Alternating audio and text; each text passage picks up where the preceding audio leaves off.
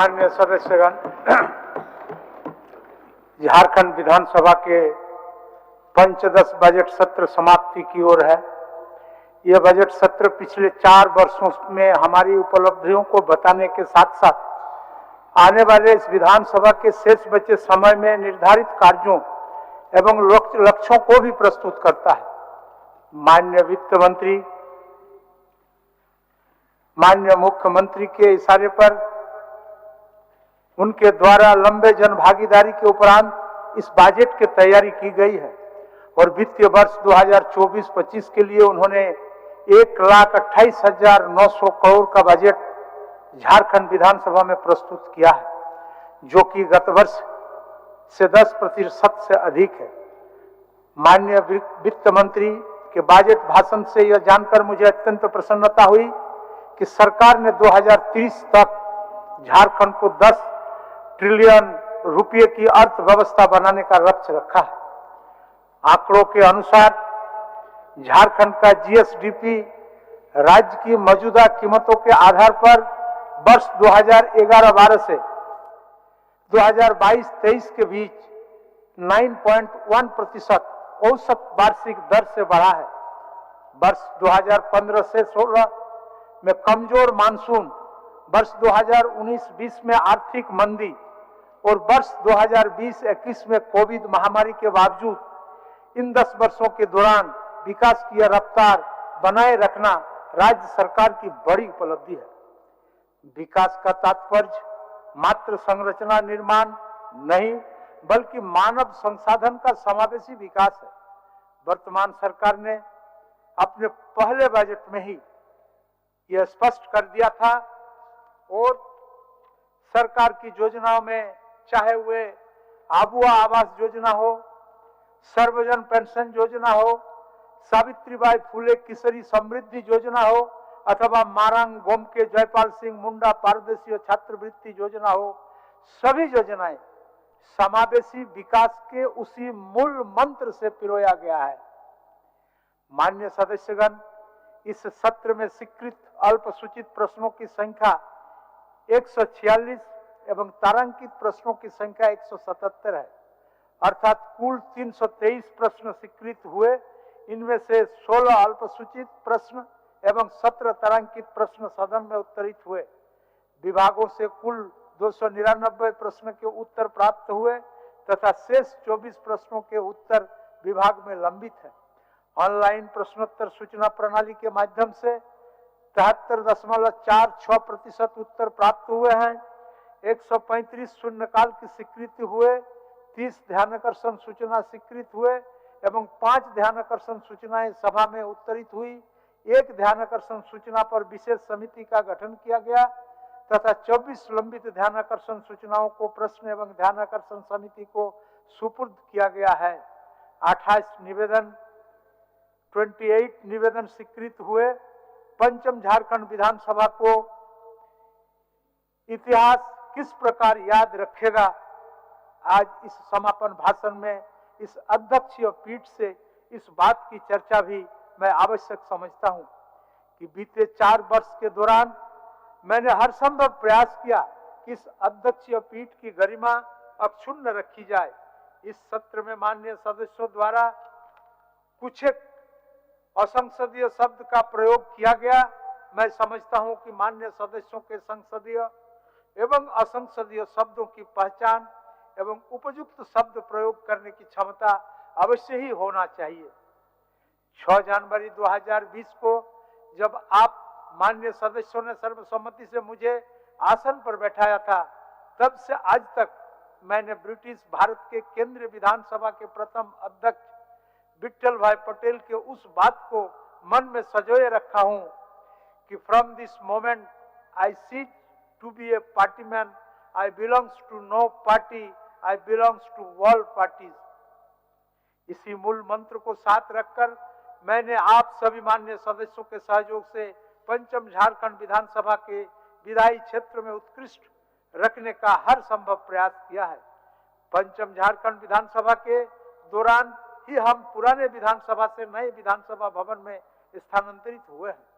झारखंड विधानसभा दल परिवर्तन के आधार पर निर्हरता के अधिनियम 2006 से अध्यक्ष के स्वतः संज्ञान की शक्ति को विलोपित आप सभी माननीय सदस्यों के सहयोग से किया है, जो संसदीय इतिहास में अक्षुण्ण रहेगा।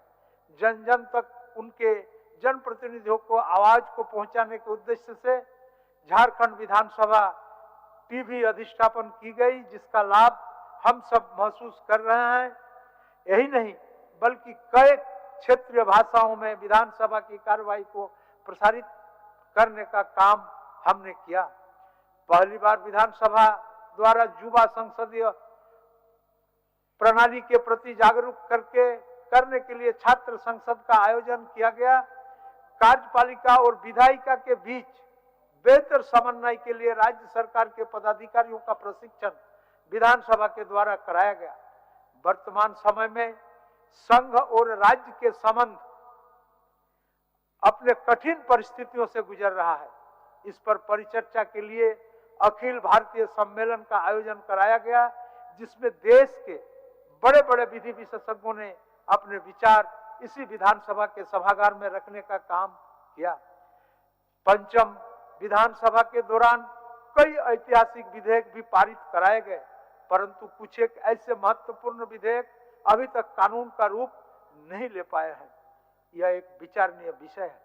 पंचम झारखंड विधानसभा को आगे इतिहास ऐसे याद रखेगा कि एक चुनी हुई सरकार को विधानसभा में स्पष्ट बहुमत के बावजूद तीन बार विश्वास मत हासिल करना पड़ा। या शायद इसलिए भी कि एक पूर्व मुख्यमंत्री को बजट सत्र जैसे महत्वपूर्ण सत्र में भाग लेने से वंचित कर दिया गया, जो संसदीय इतिहास में एक विरल उदाहरण है।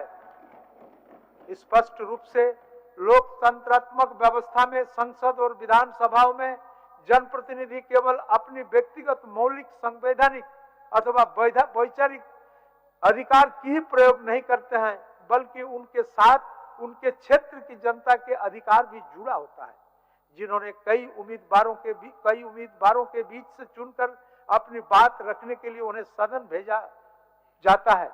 ऐसे में मात्र इसलिए कि सभा में उनके भाग लेने अथवा नहीं लेने से सरकार के अस्तित्व पर कोई असर पड़ेगा अथवा नहीं, मात्र इस तर्क के आधार पर सभा में भाग लेने से उन्हें वंचित किया जाना कितना न्याय संगत है, यह भी एक विचारणीय विषय है। एक बार हम सबको विचार करना होगा, क्योंकि इतिहास हम सब से यह प्रश्न करेगा कि हमने संसदीय लोकतंत्र को इतना कमजोर कैसे कर दिया था। माननीय सदस्यगण, जब हम संसदीय लोकतंत्र की बात करते हैं, तब हम पक्ष और विपक्ष के समेकित शक्ति की बात करते हैं, जो शक्ति राज्य और देश के अंतिम संप्रभु देश की जनता से हमें प्राप्त होती है। यही शक्ति है जिस शक्ति से संविधान का आत्मार्पण संभव होता है। यही शक्ति है जिसके सामने नतमस्तक होकर के जनगण मन अधिनायक जय हो, भारत भाग्य विधाता हम सभी गाते हैं। माननीय सदस्यगण, हम सबको लोकतंत्र की उस शक्ति को पहचानना होगा।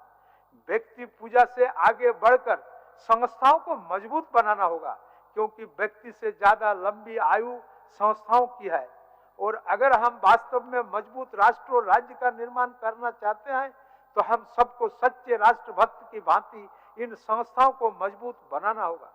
माननीय सदस्यगण, इस अंतिम बजट सत्र के अंतिम क्षण में आइए हम सब मिलकर प्रण ले कि संसदीय लोकतंत्र के सच्चे ध्वजवाहक बनकर हम लोकतंत्र को और अधिक सशक्त बनाएंगे।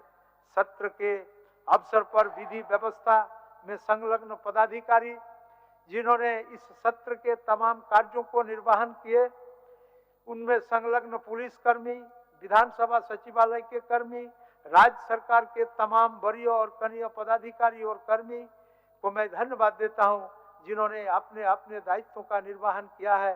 साथ ही हमारे साथ कंधे से कंधा मिलाकर चलने वाले तमाम मीडिया के साथी, जो हमारे इस विधानसभा के हर कार्यवाही को 3.5 करोड़ जनताओं के बीच में ले जाने का काम किया और देश के जनताओं के बीच ले जाने का काम किया, मैं उन्हें भी अशेष धन्यवाद देता हूं।